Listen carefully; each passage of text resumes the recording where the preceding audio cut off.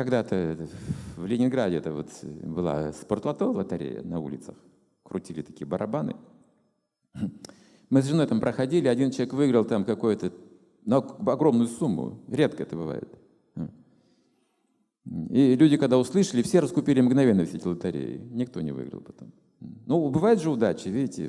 Мы бросаемся туда, может быть, нам там повезет. В Ведах говорится, невозможно заставить прийти к себе удачу. Невозможно найти ее даже. Она сама приходит, когда это нужно. Закон существует, когда приходит фортуна. Не случайное явление. Ну, вы можете найти солнце ночью при помощи фонарика. Где тут солнце? Ну, хороший пример. Оно само взойдет, придет время. Оно независимо, фортуна независима от наших усилий даже. И от наших желаний.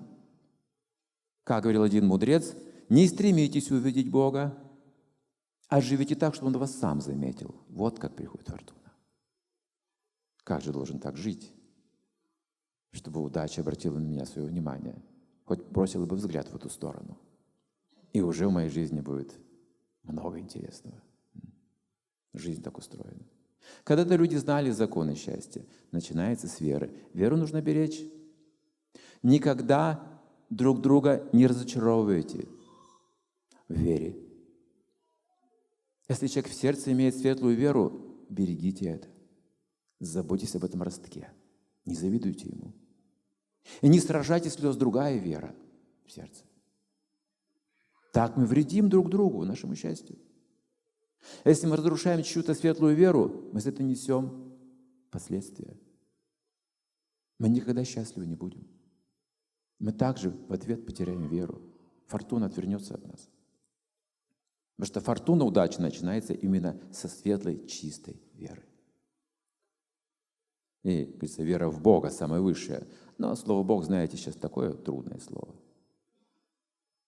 Давайте заменим его, чтобы не было никаких религиозных оттенков, которые сеют тоже сейчас противоречия, зависть, борьба вер. Все это приводит к тьме. Вера одна – это абсолютное знание, абсолютное счастье, это вечность. Вот мы должны верить в самое возвышенное свет. Над всеми религиями, над всеми убеждениями есть наша чистая природа, о которой говорят все религии истины и все веры. И туда они все стремятся. Поэтому здесь исключается конфликт, борьба и насилие. Ахимса, не насилие, не убий. Нельзя идти путем насилия, если встали на путь веры. Вера спасает нас, не собственные силы. Собственные силы зависят от веры человека, опять же. В центре всего, это главный фактор Шрадха. С этого начинается какая-то цивилизация организованная. Если говорить научно, опираясь на Веды, то 4 этапа, к счастью, цивилизации уже. На первом месте дхарма, потом артха, кама и мокша. 4. Дхарма означает вера. Или исполнение долга, это связано. Или религия, это тоже дхарма. Или высшая цель, это тоже дхарма. Одно слово обозначает все это. Или наша природа тоже дхарма. Емкое слово. Но если вообще, скажем, начинается с религиозных чистых заповедей. Они же хороши, что убивать не надо, красть не надо, лгать не надо. Вот это называется дхарма наша. Вот это и есть наша природа. Жадность не наша природа, это покрытие, это искусственная вещь. Это приобретенная ложная природа. А врожденная вечная природа – это чистота и любовь. Надо отличить дхарму и адхарму. Искусственная дхарма, приобретенная дхарма. Можно приобрести плохие качества, это не наша природа. Мы не рождаемся с плохими качествами, мы их приобретаем со временем. Конечно, по наследству тоже что-то передается. Это факт. Но дети, они, как правило, чисты, от воспитания очень много зависит. Мы знаем, что да, можно приобрести дурные качества. Мы не рождаемся курящими. Мы приобретаем это качество от кого-то в процессе уже. Это не наша природа курить сигареты. Наша природа брать молоко из груди матери. Вот это наша природа. Остальные вещи искусственно созданы умом, примером и навязаны. престижем. Настоящий мужчина. Ну тогда закури. Пойдем выпьем, если ты мужик, выпьем, закурим там и так далее. Если ты мужик, дай, подойди тому в нос, дай хорошенько.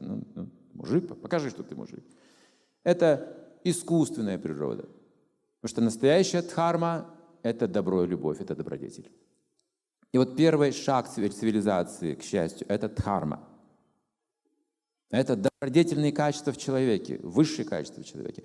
И отсюда исходит артха, экономика, наше материальное развитие автоматически. Не верите? Если мы все будем честно трудиться, автоматически будет развиваться экономика. Не нужно совершать специальных усилий и ломать голову, как поднять экономику, как избежать кризисов. Кризис – это приступ жадности. Вот и все в обществе.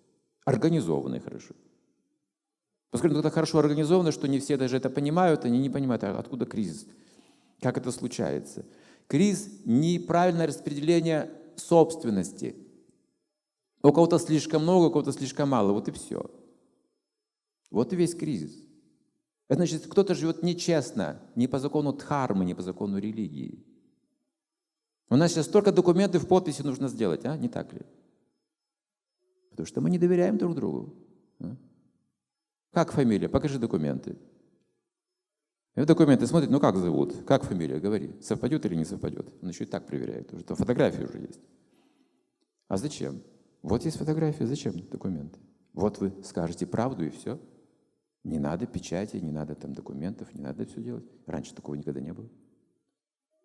А сейчас мы же без этого не можем, потому что все лгут даже без необходимости. Это написано в Ведах, что человек единственное существо, которое умеет лгать из всех других живых существ. Оно лжет сознательно. Иногда просто по привычке, для развлечений. Это называется адхарма, путь безбожия, ложь. Обмануть других, обмануть даже себя – приятное дело. Я могу обмануть себя и сказать, а души нет, и живи спокойно. Ешь, пей, веселись, принимай наркотики. Я могу оправдать свою жизнь бездушную какой-то философией ложной, и она мне выгодна. Если я живу греховной жизнью, разве я приму закон кармы? Вообще мне выгодно принимать Бога тогда, который судья, карающий? Да нет, мне не выгодно принимать вашего Бога. Люди испытывали сильный страх, когда слышали о законах кармы в 90-е годы.